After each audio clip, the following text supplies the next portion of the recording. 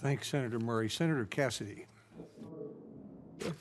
Let me put some things in context, then we'll make a statement trying to get colleagues on board with some legislation, then I have some questions in particular. College tuition's going up, programs going up in programs which is not sustainable.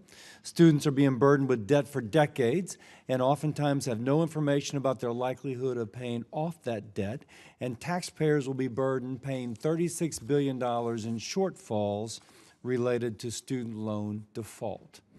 We have a College Transparency Act, which is Hatch, Cassidy, Warren, and Whitehouse, which creates student-level data network to have a more complete, accurate information on all students and outcomes. Dr. Baum spoke about how, my gosh, students don't know the ability to pay off depending on what curriculum they're in. It streamlines reporting requirements for colleges. This will be dear to Senator Alexander's heart, saving colleges time and money and ensuring that decreasing burdens on current reporting. It's a better system that allows students to compare similar situations. Ma'am, you're going to love this. A low-income black male, first-time college student taking engineering, what is his potential to earn? Wouldn't that be good? I like that. And lastly, it's a better system which allows students to better know their return on investment. And I think that's what we heard. We need the student to have the information that he or she needs to know for the return on investment. So anyway, I say that with Senator Warren over there wearing her good Republican red. Dr. Anderson and Dr. Baum, I think you or maybe Dr. Smith alluded to this, but Dr. Anderson, will shoot the question at you. We've spoken about the federalization and Dr. Robinson's testimony, the federalization of how we pay for colleges. The more student loan dollars, the less colleges are putting out, states are putting out towards colleges. Dr. Smith nodding her head. Now, and people have spoken of a maintenance of effort.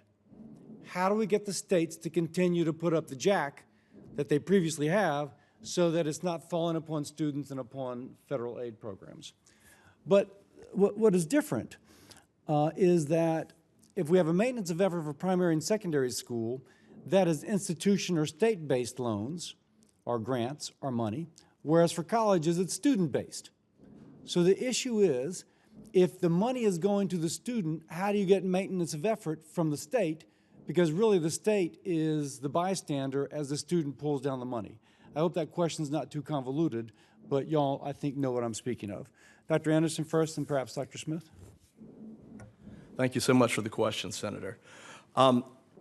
When I spoke to the opportunity for a federal-state partnership on post-secondary education, this is what I had in mind, a way for the federal government to incentivize greater state participation. And this incentivizing would need to be around completion, accountability, and transparency. Those would all need to be key to this process.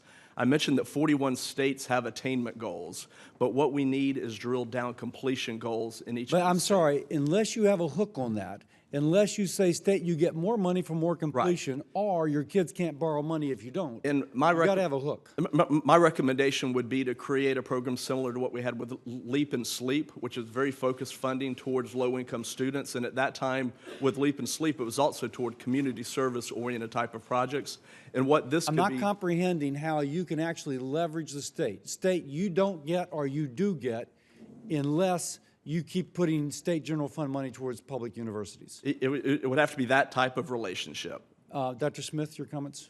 So you would have to really create a new program. There's not really currently. There was a maintenance of effort kind of in the last reauthorization that was going to a very small pot of funding. But in order to really leverage state spending, you would have to create a really new paradigm. It doesn't exist. I think. What is that paradigm? Do you know what that paradigm is? You would have to have someone from the state, it could be a state higher education executive officer, could be a governor, agree, someone with the authority to actually, make some guarantees. And actually, the maintenance of effort that was included in the American Recovery and Reinvestment Act and ARA. Yes, but that was direct funding that you only got if you maintain. Yes. Now, are you suggesting that that's what we need to do if we're going to have to leverage? Yes, we're going to have to create something new that does not currently exist. So does that take dollars away that are currently being loaned to students and instead giving it to the I would say that I think you really need to have a substantial amount of new funding to be available for this. And right now, we're just not leveraging any of the federal money at all in this way, as you know, as you We're totally not leveraging. expertly outlined the challenge. And I know we're over time, so we could talk more about specific ways that you could do that. Thank you. I yield back.